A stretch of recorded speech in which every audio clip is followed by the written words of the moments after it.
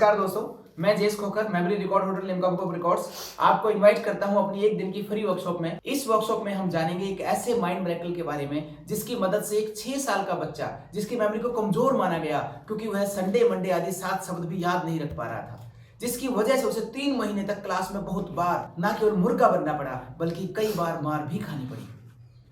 और कमाल देखिए दोस्तों, उसी बच्चे का नाम बेहतरीन मेमोरी के लिए लिम्का बुक ऑफ रिकॉर्ड्स में आया।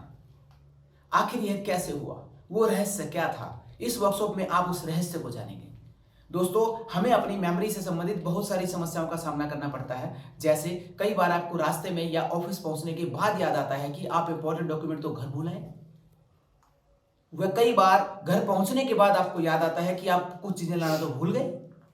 अगर आप एक एंटरप्रेन्योर या एक सर्विस प्रोवाइडर हैं या फिर आप जॉब या बिजनेस में हैं तो अक्सर आप लोगों के नाम भूल जाते होंगे। अक्सर कई इंपॉर्टेंट मीटिंग्स व उन मीटिंग्स में कई इंपॉर्टेंट पॉइंट्स को रखना भूल जाते होंगे, जिसकी वजह से आपको फाइनेंशियल लॉस व अपमान का सामना भी करना पड़ा होगा। दुनिया के ज्यादातर स्टूडेंट एग्जाम में कुछ ना कुछ भूल कर आते हैं और जैसे वे एग्जाम रूम से बाहर आते हैं तो बिना बुक देखे उन्हें पॉइंट याद भी आ जाते हैं। आप खुद ही बताइए कि यदि वो भूल गए थे तो बिना बुक देखे याद कहां से आया। यदि आप एक पेरेंट हैं तो आपके लिए इस रहस्य को जानना केवल आपकी जॉब, बिजनेस या सोशल लाइफ के लिए ही नहीं बल्कि आपके बच्चे व उनके बच्चे यानी आपके अपनी अगली पीढ़ियों के लिए भी अनमोल होगा।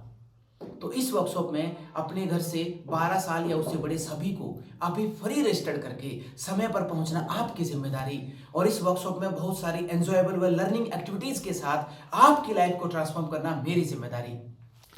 तो तैयार रहिए दोस्तों, मिलते हैं। Thank you very much.